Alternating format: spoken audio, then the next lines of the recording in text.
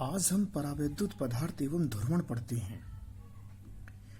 विद्युत धारिता वाले चैप्टर में हमने किसी चालक की धारिता, संधारित्र की धारिता को पहले भी पढ़ रखा है। धारिता को बढ़ाने के लिए ये सारे प्रयास किए जा रहे हैं। तो धारिता में वृद्धि करने के लिए ही एक और कंसेप्ट है जिसका नाम है डाइलेक्ट्रिक सब्सटेंस। परावैद्युत पदार्थ वास्तव में कुचालक पदार्थ ही होते हैं। इनमें मुक्त इलेक्ट्रॉनों की संख्या या तो होती ही नहीं और होती ही है भी तो ना के बराबर होती है। जब इन्हें विद्युत क्षेत्र में रखा जाता है तो इनका ध्रुवण हो जाता है। ध्रुवण से तात्पर्य है कि इनके धनात्मक और ऋणात्मक जो परमाणु हैं वो एक दूसरे से विस्थापित हो जाते हैं। जब वो विस्थापित होते हैं तो एक आंतरिक विद्युत क्षेत्र उत्पन्न होता है, और जब आंतरिक विद्युत क्षेत्र उत्पन्न होता है तो परिणामी विद्युत क्षेत्र के मान में कमी होती है, और जब ई के मान में कमी होती है तो विभव का मान कम होता है। और निश्चित आवेश के लिए हम जानते हैं जब विभव के मान में कमी होती है तो सी के मान में वृद्धि होती है। यही कंसेप्ट है जो हम परावैद्युत पदार्थ को यूज में लेंगे। अब समझते हैं परावैद्युत पदार्थ हैं क्या। वे पदार्थ जो विद्युत धारा का चालन नहीं करते परंतु बाह्य विद्युत क्षेत्र में रखने पर विद्युत प्रभाव का प्रदर्शन करते हैं। विद्युत का चालन नहीं करते मतलब इनके अंदर कोई मुक्त इलेक्ट्रॉन नहीं होते, परावैद्युत पदार्थ कहलाते हैं। इनमें मुक्त इलेक्ट्रॉन नहीं होते लेकिन इनके अंदर विद्युत क्षेत्र पैदा करके इन्हें ध्रुवित किया जा सकता है। यानी कि सामान्यतः तो ये कुचालक हैं, लेकिन जैसे ही हम इनको इलेक्ट्रिक फील्ड में रखेंगे तो इनका प्लस और माइनस एक दूसरे से विस्थापित हो जाएंगे और ये इनका ध्रुवण हो जाएगा। इनके एग्जाम्पल है मोम है, अब्रक है, एबोनाइट है, कागज है, तेल है आदि। परावैद्युत पदार्थ में इलेक्ट्रॉन अपने परमाणुओं से बंधे हुए ही रहते हैं लेकिन स्वतंत्र इलेक्ट्रॉन नहीं पाए जाते। अतः इनको बाह्य विद्युत क्षेत्र में रखने पर इनमें कोई धारा प्रवाहित नहीं होती। हम बार बार कह रहे हैं कि परावैद्युत पदार्थ कुचालक पदार्थ ही हैं, लेकिन विद्युत क्षेत्र की उपस्थिति में इनमें ध्रुवण पाया जाता है, यानी कि ध्रुवित होने की क्षमता होती है। विद्युत क्षेत्र में रखने पर इनके परमाणु या अणु पुनः व्यवस्थित हो जाते हैं, जिससे इनके व्यवहार में कुछ बदलाव आ जाता है। इनको संधारित्र की धारिता बढ़ाने के लिए प्रयुक्त किया जाता है। ये इसका यूटिलाइजेशन है। भाई हम परावैद्युत पदार्थ क्यों पढ़ रहे हैं? तो परावैद्युत पदार्थ का जो ध्रुवण की प्रवृत्ति है वो संधारित्र की धारिता को बढ़ाती है। परावैद्युत पदार्थ दो प्रकार के होते हैं, एक ध्रुवीय परावैद्युत और एक अध्रुवीय परावैद्युत। ध्रुवीय परावैद्युत वे पदार्थ हैं जिनके अंदर धनात्मक और ऋणावेश के परमाणुओं का केंद्र एक दूसरे से दूर होता है, अलग अलग होता है, पृथक होता है। तो जब प्लस और माइनस होगा तो इनके अंदर एक द्विध्रुव आघूर्ण उत्पन्न होगा और एक ये द्विध्रुव की भांति व्यवहार करेंगे, जैसे HCl, H2O आदि। ये H प्लस और ये Cl माइनस है। ऋणात्मक का आकार बड़ा है, ये O2 का एरिया है, और ये H प्लस और H प्लस के एरिया है दोनों। अब हम ध्रुवीय परावैद्युत के लिए पदार्थ के लिए विद्युत क्षेत्र की अनुपस्थिति और विद्युत क्षेत्र की उपस्थिति का डिस्कस करते हैं। विद्युत क्षेत्र की अनुपस्थिति में ध्रुवीय जो परावैद्युत अणु होते हैं वो थर्मल यानी कि तापीय ऊर्जा के कारण एक रैंडम प्रोसेस में अनियमित रूप से व्यवस्थित रहते हैं। एक अणु का द्विध्रुव आघूर्ण होता है, बिल्कुल होता है, क्योंकि इसमें प्लस माइनस है, इसमें भी प्लस माइनस है, प्लस माइनस, लेकिन टोटल यानी कि परिणामी द्विध्रुव आघूर्ण या नेट परिणामी द्विध्रुव जो आघूर्ण होगा वो कितना होगा? 0 होगा। और जब हम इन्हें किसी विद्युत क्षेत्र में रखेंगे तो वहां पर यह विद्युत क्षेत्र की दिशा में संरेखित हो जाएंगे, विद्युत क्षेत्र की दिशा के समांतर हो जाएंगे। तो इस अणु का द्विध्रुव आघूर्ण, इस अणु का द्विध्रुव आघूर्ण, इस अणु का द्विध्रुव आघूर्ण, ये परस्पर जुड़ेंगे और एक परिणामी द्विध्रुव आघूर्ण को क्या करेंगे, उत्पन्न करेंगे। देखिए समझते हैं। किसी ध्रुवीय परावैद्युत पदार्थ के अणु बाह्य विद्युत क्षेत्र की अनुपस्थिति में तापीय ऊर्जा के कारण अनियमित रूप से व्यवस्थित रहते हैं। इस कारण पदार्थ के किसी भी आयतन में परिणामी द्विध्रुव आघूर्ण शून्य रहता है तथा पदार्थ का परिणामी द्विध्रुव आघूर्ण यानी कि जो रिजल्टेंट है, परिणामी द्विध्रुव आघूर्ण भी शून्य हो जाता है। जब पदार्थ को बाह्य विद्युत क्षेत्र में रखते हैं तो प्रत्येक अणु, ये वाली स्थिति, तो प्रत्येक अणु द्विध्रुव पर बल आघूर्ण कार्य करता है जो अणु को बाह्य विद्युत क्षेत्र के अनुदिश संरेखित करने का प्रयास करता है तथा अधिक से अधिक अणु संरेखित हो जाते हैं तथा पदार्थ में नेट द्विध्रुव आघूर्ण प्रेरित हो जाता है।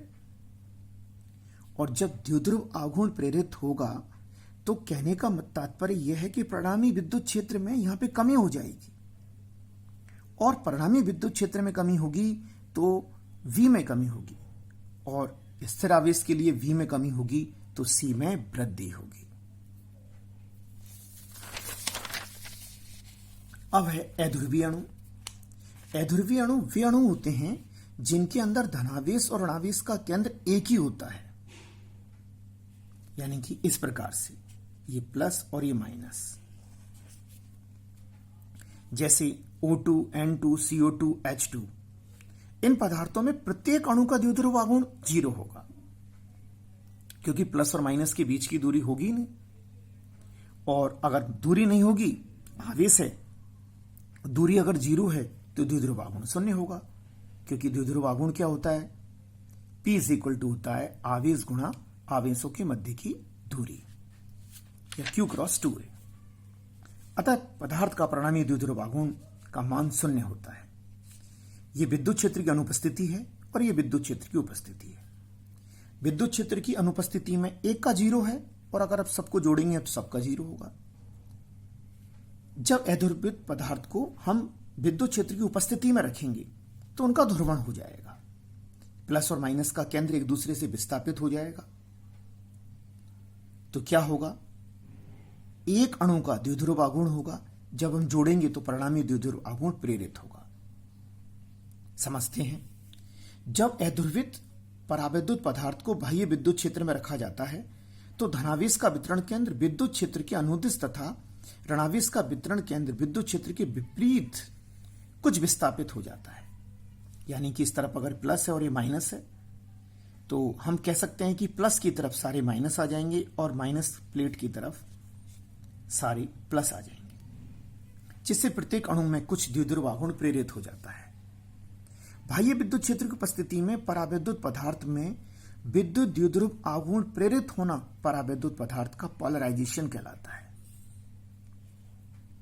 परावैद्युत पदार्थ का ध्रुवण कहलाता है। यानी कि प्लस और माइनस अगर एक दूसरे से दूर हो जाते हैं, इसी प्रक्रिया को हम ध्रुवण कहते हैं। और वे पदार्थ जो ध्रुवण को प्रदर्शित करते हैं, यानी कि जिनके लिए प्रेरित विद्युत द्विध्रुव आघूर्ण बाह्य विद्युत क्षेत्र के क्या होता है, समानुपाती होता है। निश्चित सी बात है कि अगर हम E का वैल्यू बढ़ाएंगे तो ये सारे के सारे क्या हो जाएंगे, संरेखित हो जाएंगे। अगर इनमें से एक दो अणु संरेखित नहीं हो रहे हैं तो हम E का वैल्यू बढ़ाएंगे तो वो सारे संरेखित हो जाएंगे। तो यानी कि एक लीनियर चेंज आ रहा है इनमें, तो इसे कहते हैं हम रेखीय समदेशिक परावैद्युत पदार्थ। ये कहलाते हैं रेखीय समदेशिक। रेखीय मतलब इनमें जो परिवर्तन है वो लीनियर है। हम E का वैल्यू बढ़ा रहे हैं तो ध्रुवण बढ़ रहा है। बाह्य विद्युत क्षेत्र के प्रभाव में इकाई आयतन में उत्पन्न विद्युत द्विध्रुव आघूर्ण पदार्थ का ध्रुवण सदिश कहलाता है। P वेक्टर से रिप्रेजेंट करते हैं इसको अपन। ध्रुवण सदिश को हम P वेक्टर से रिप्रेजेंट करते हैं और जो ध्रुवण सदिश होता है वो विद्युत क्षेत्र की तीव्रता के समानुपाती होता है। विद्युत क्षेत्र बढ़ाएंगे तो ध्रुवण होगा।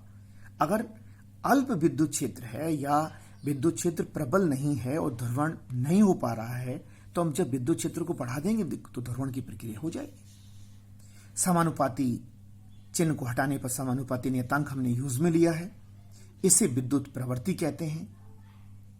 ससेप्टिबिलिटी, इलेक्ट्रिक ससेप्टिबिलिटी, यह परावैद्युत पदार्थ की ध्रुवता का मात्रक है और यह एक विमाहीन राशि होती है।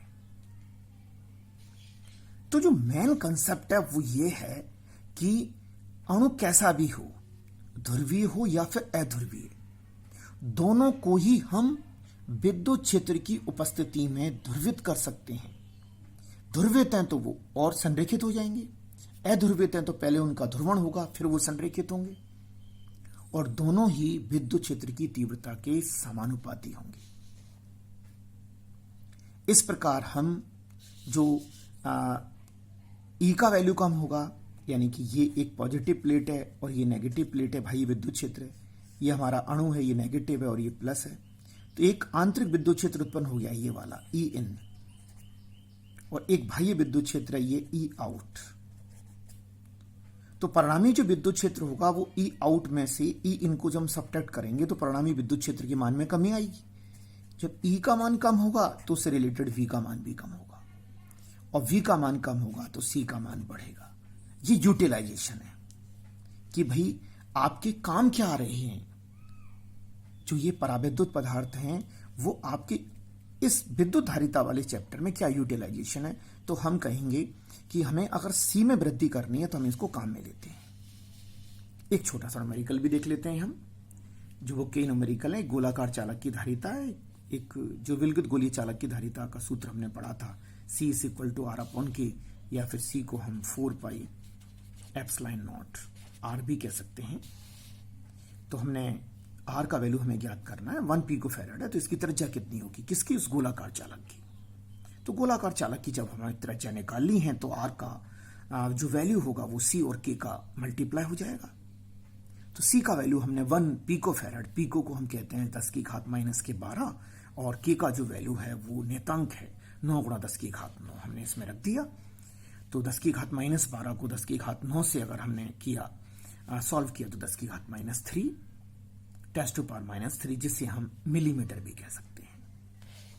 तो इस वीडियो में हमने क्या क्या मुख्य चीजें पढ़ी हैं, हमने इस वीडियो के अंदर पढ़ा है, एक तो विद्युत प्रवृत्ति, एक तो हमने विद्युत प्रवृत्ति के बारे में पढ़ा है। विद्युत प्रवृत्ति पी वेक्टर, यानी कि जो हमारा ध्रुवण सदिश और विद्युत क्षेत्र की तीव्रता है, इन दोनों का अनुपात है। पी वेक्टर ध्रुवण सदिश और विद्युत क्षेत्र का अनुपात है।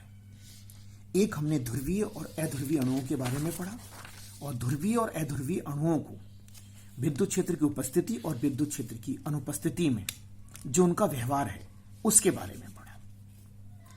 ये बड़ा ही इंपॉर्टेंट वीडियो है, और जो मेन कंसेप्ट है वो ये है कि इसका यूज हम कहां लेंगे, हम परावैद्युत पदार्थों की सहायता से हम किसी भी संधारित्र की धारिता को बढ़ाएंगे।